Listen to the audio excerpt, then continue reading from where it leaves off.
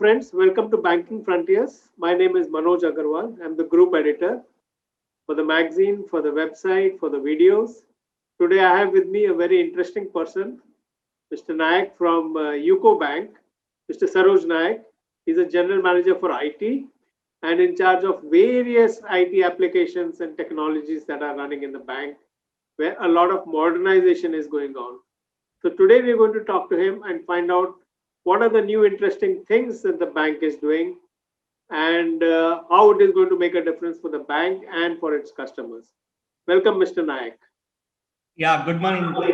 Good morning. Thank you for being with us on Banking Frontiers in a video interaction. Yeah, welcome. Thank you so much. Yes. Mr. Nayak, give us an overview in the last 6 to 9 months after the pandemic. What are the 3 or 4 main things that the bank has done in enhancing its technology and improving its products and customer service? Okay. Sir, in fact, really during this pandemic, most of our customers, they were unable to visit the branches. So they prefer the digital platform. So we have enriched the functionality in case of our mobile banking application.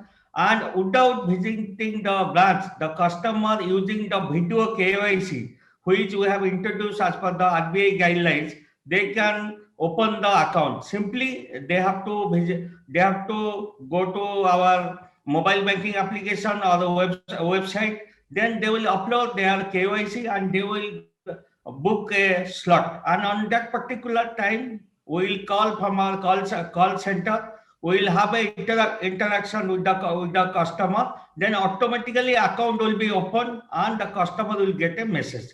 This is so far the account opening is concerned. Then number 2, so far the pensioners are concerned. In fact, a person age of 60 and above, they were facing difficulty in visiting the branches. So in line with the video KYC also, we have introduced this VLC, Video Live Certificate. So customer, it takes only 1 to 2 minutes for the customer. He has to submit his PAN card or Aadhaar card and PPO, and on a predefined time period, we will call the customer, we will have an interaction, and this is sufficient enough to prove that customer is alive. So we ensured the customer, without visiting the branches, customer, they get all the banking service at their doorstep. In fact, sir, I will tell you one interesting thing. This IBA, they took the initiative for launching the doorstep banking, and UCO Bank being the anchor bank, we floated the RAP, we selected 2 vendors for providing the doorstep banking services. And we are providing 10 non-financial transactions to the customers, like suppose customer is interested for 15G, 15 years, then he wants to request the checkbook, and if he wants to order the DD, all the things that can happen by contacting the call center or by requesting the service to mobile app or the web portal. UCO Bank, in fact, is the anchor bank and main architect behind this doorstep banking. Okay. Our bank is concerned, UCO Bank, sir, we are migrating from Finacle 7 to Finacle 10. We are redesigning our e-banking application. We are migrating to FEBA, that is from Infosys. And Okay. sir, I will tell you another interesting thing. And in fact, Government of India, you might be aware the EASE agenda. And in the EASE agenda, they want to standardize the platform across all the banks. So we are in the process of migrating our loan originating application to a new platform.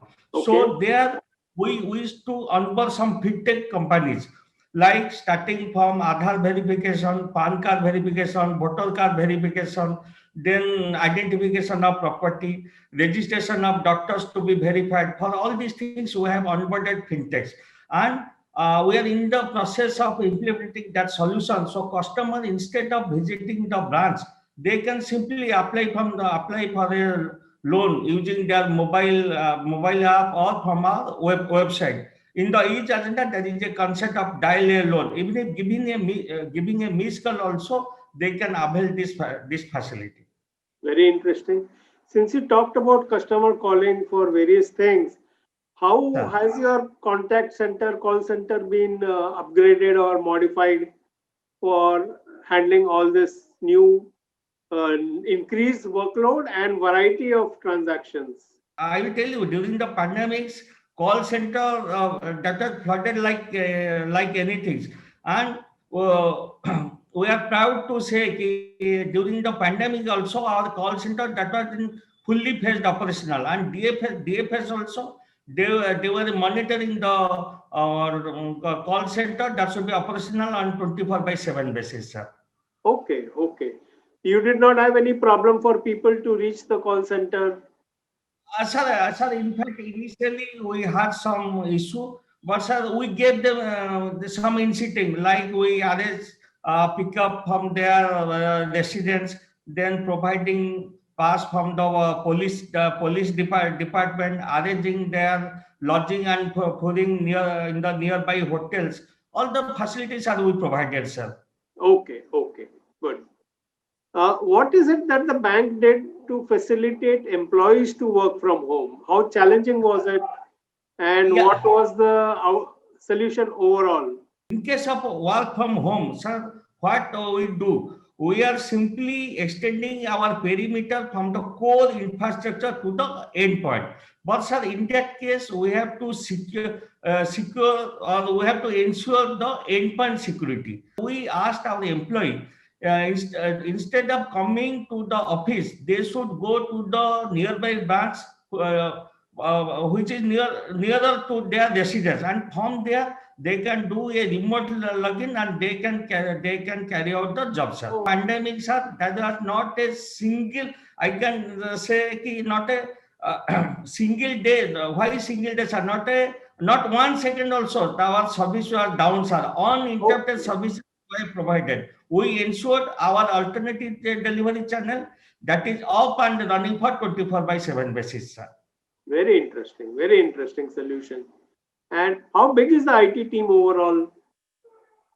Sir, in fact, my department, I am having 176 officers at our head office, and we are having two IT officers at each at our 42 zonal officers.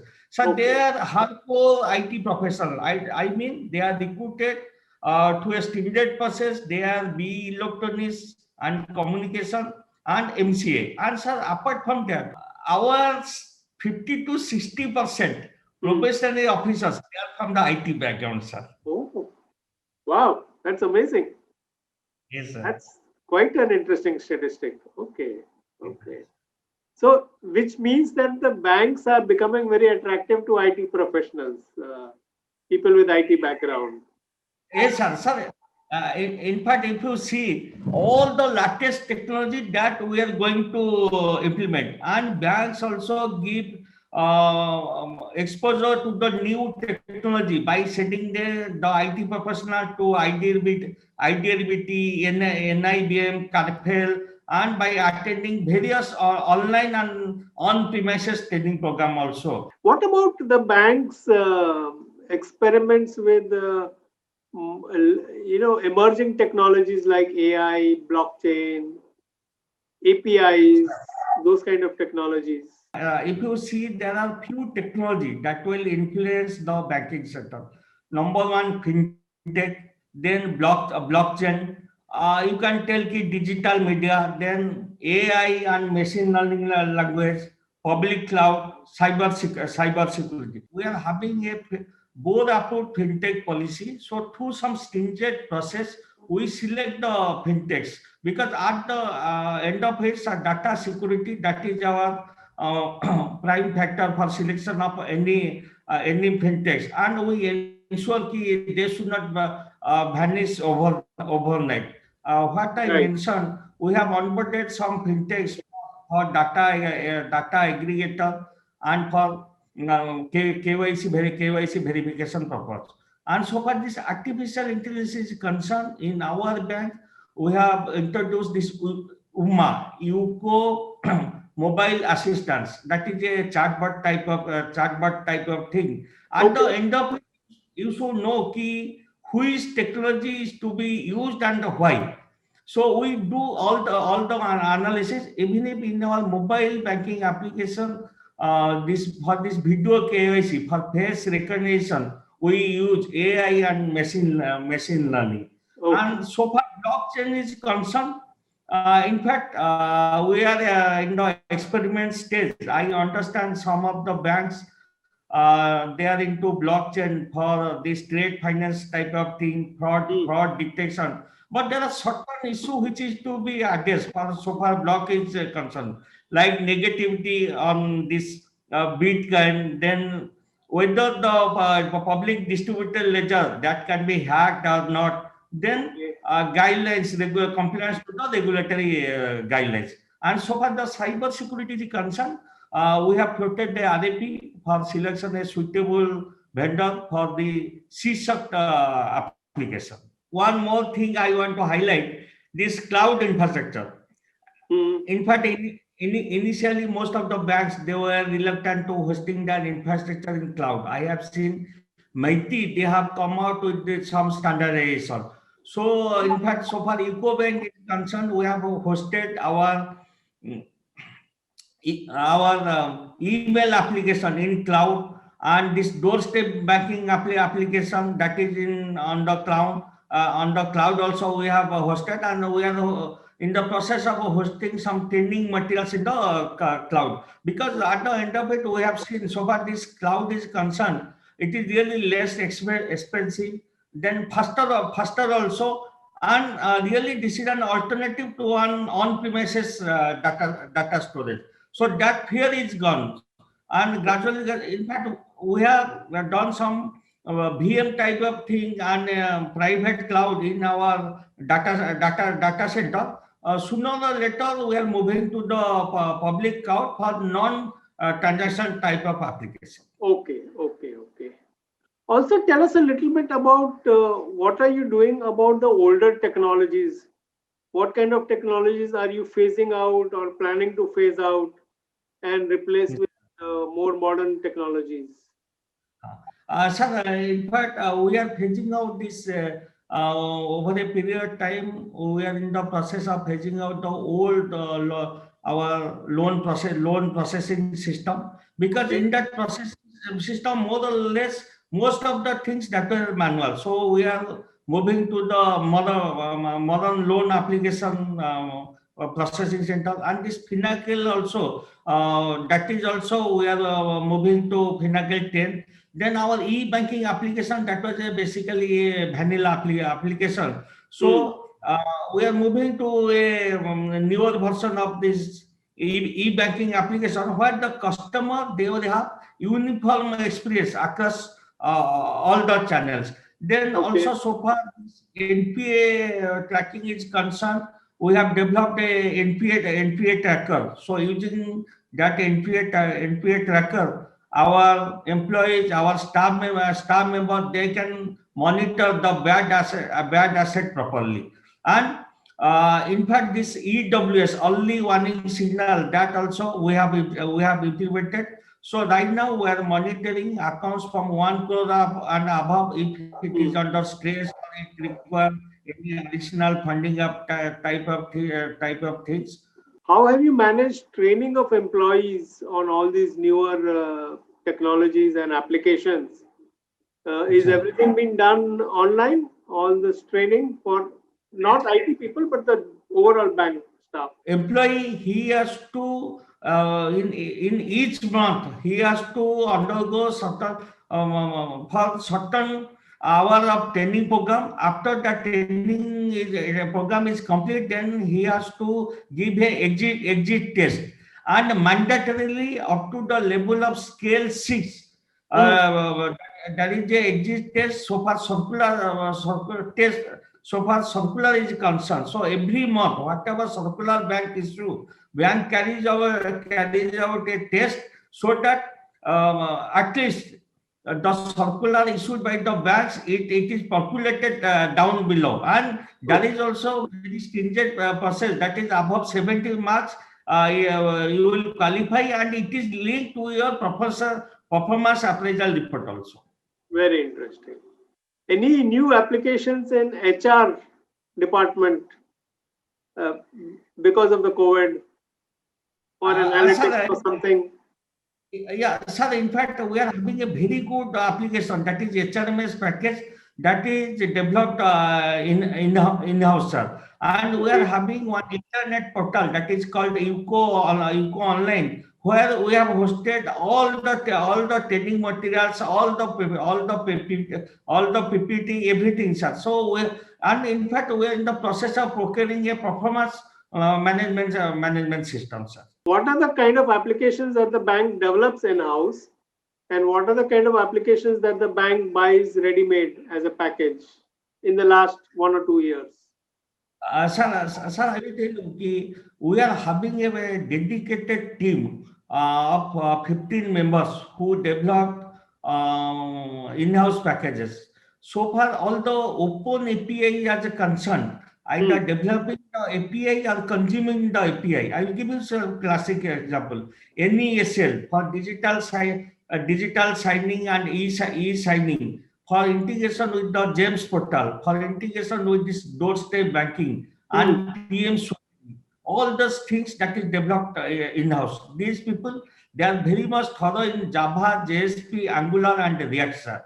And so far, customization is concerned, that is being developed in-house also. You cannot imagine our team, they have developed around 4,000 script in-house.